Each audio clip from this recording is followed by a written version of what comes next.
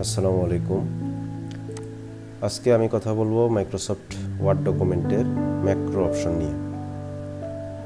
তো ম্যাক্রো সম্পর্কে একটু বেসিক ধারণা দিয়ে রাখি। ম্যাক্রোটা হচ্ছে মাইক্রোসফট ওয়ার্ড ডকুমেন্টে আমরা যখন টেক্সট নিয়ে কাজ করি, মূলত টেক্সট নিয়ে কাজ করি, তো এই টেক্সটের কিছু ফরম্যাটিং যেটা আমাদের বারবার কাজে লাগতে পারে, এরকম কিছু শর্টকাট যেটা আমরা প্রিসেট করে রাখবো এবং শর্টকাটের মাধ্যমে অনেক সময় সাপেক্ষ কাজ সহজেই করে ফেলতে পারবো। আর এটা বুঝতে সমস্যা হলে আমি সরাসরি প্র্যাকটিক্যালে চলে যাই। আমি দুইটা উদাহরণ দিয়ে দেখাবো। সেজন্য প্রথমত আমরা যাব হচ্ছে ভিউ ট্যাব, ম্যাক্রোর নিচে যে এই ছোট বাটন আছে এটাতে ক্লিক করব। আমরা কি করব? Record macro. তো আমরা এখন ম্যাক্রো রেকর্ড করব।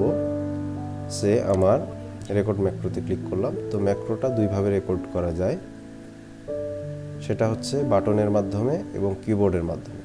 তো আমরা ম্যাক্রোটা করব হচ্ছে কিবোর্ডের মাধ্যমে। তো এখানে কয়েকটা অপশন আছে। ম্যাক্রো নেম, সে আমরা এখন কাজ করব হচ্ছে ফন্ট নিয়ে, ফন্ট নামে একটা ম্যাক্রোর নাম দিলাম। তারপরে এখানে আছে স্টোর ম্যাক্রো ইন, এটা এই ম্যাক্রোগুলো কোথায় কোথায় কাজ করবে। তো এখানে কয়েকটা অপশন থাকতে পারে। তো আমার এখানে দুইটা অপশন দেখাচ্ছে, একটা হচ্ছে অল ডকুমেন্টস, একটা হচ্ছে নিউ মাইক্রোসফট ওয়ার্ড ডকুমেন্টস। অর্থাৎ আমার এই যে ডকুমেন্টের নাম শুধুমাত্র এই ডকুমেন্টের জন্য, এবং অল ডকুমেন্টস যে কোনো ডকুমেন্টে কাজ করবে। তো আমি অল ডকুমেন্টসের জন্য দিলাম। এরপরে আমরা ক্লিক করব কিবোর্ডে। তো আমরা যেহেতু ফন্টের জন্য কমান্ড তৈরি করতে যাচ্ছি, সেহেতু আমরা কন্ট্রোল শিফট এফ এই তিনটা কির কম্বিনেশনে একটা শর্টকাট কি তৈরি করব, যেটা প্রেস করলে আমাদের ফন্ট ম্যাক্রোটা এনাবল হবে। তো কন্ট্রোল শিফট এফ দেওয়ার পরে আমি এখান থেকে অ্যাসাইন করে দিব। অ্যাসাইন করে দেওয়ার পরে কারেন্ট কিজটা এখানে দেখাবে। এরপর আমি ক্লোজ করে দিব। এরপর দেখেন এই মাউসের সাথে নিচে একটা রেকর্ডার, টেপ রেকর্ডারের মতো একটা বাটন দেখা যাচ্ছে। তো এখন আমি কি করব? আমি ফন্ট নিয়ে কাজ করব। এই ম্যাক্রো কিন্তু রেকর্ড হওয়া শুরু হয়ে গেছে। এখন আমি যে কাজ করব সেটা এই ম্যাক্রোতে এই শর্টকাট কির মধ্যে বা এই হট কির মধ্যে রেকর্ডেড থাকবে। তো এখন আমি করব সে এই দুইটা বিষয় নিয়ে আমি কাজ করব, যে আমার ফন্ট আছে ক্যালিব্রি লাইট হেডিংস এবং ফন্ট সাইজ আছে 10। তো আমি আমি চাচ্ছি আমার নিয়মিতই দরকার হয় বা বারবার মাঝে মধ্যেই দরকার হয় মনোটাইপ কর্সিভা, সুন্দর একটা ফন্ট, আমার পছন্দের ফন্ট। আর ফন্ট সাইজ হবে 15। তো আমার এটা ম্যাক্রোতে রেকর্ড করা শেষ। এখন আমি কি করব?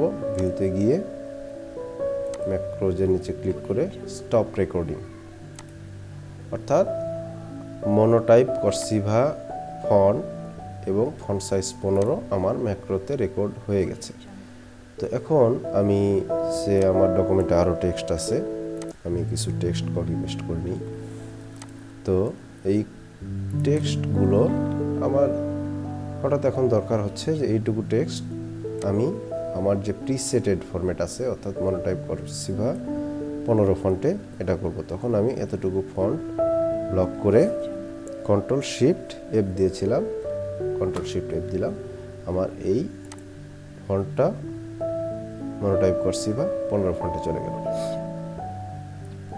তো এটাই হচ্ছে মূলত ম্যাক্রোর বেসিক কাজ এবং বেসিক আউটপুট। তো ম্যাক্রোর আমরা আরেকটা উদাহরণ দেখি।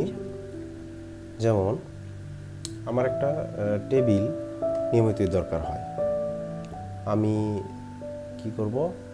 ম্যাক্রো রেকর্ড করব, রেকর্ড ম্যাক্রোর নাম দিলাম টেবিল, কিবোর্ড শর্টকাট দিলাম কন্ট্রোল শিফট টি, অ্যাসাইন করে দিলাম, ক্লোজ। তো এখন আমি যেটা করব, এখানে একটা টেবিল তৈরি করব। আমার যেরকম টেবিল দরকার হয় আমি এখন তৈরি করছি 5x2 টেবিল। তো টেবিলের ফরম্যাটিংটা এরকম হবে যে serial number, name of the client, account number, present address, permanent address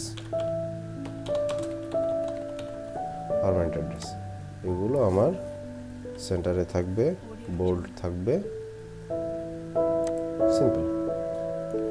তো এই টেবিলটা আমার প্রায় দরকার হয়। তো আমি কি করব, এটা ম্যাক্রো রেকর্ড করে রাখলাম। এখন ভিউ ম্যাক্রো স্টপ রেকর্ডিং। এখন যেটা হবে, আমার যখন এই টেবিলটা দরকার হবে আমি Ctrl+Shift+T প্রেস করব, আমার টেবিলটা চলে আসবে। যদিও বোল্ড অফিসের এই ভার্সনে আসছে না, তবে কিছু কিছু ভার্সনে আসবে, আপনারা ট্রাই করে দেখবেন। বোল্ড আসবে, তারপরে ফন্ট কালার আসবে, বিভিন্ন ফরম্যাটিং আমরা এখান থেকে করে রাখতে পারি, আন্ডারলাইন বা যেরকম আমাদের দরকার আর কি আমরা করে ম্যাক্রোটা সেভ করে রাখতে পারি। তো এটাই ছিল মূলত ম্যাক্রোর বেসিক কিছু ধারণা এবং উদাহরণ। তো আশা করি ভিডিওটা আপনাদের উপকারে আসবে। ধন্যবাদ।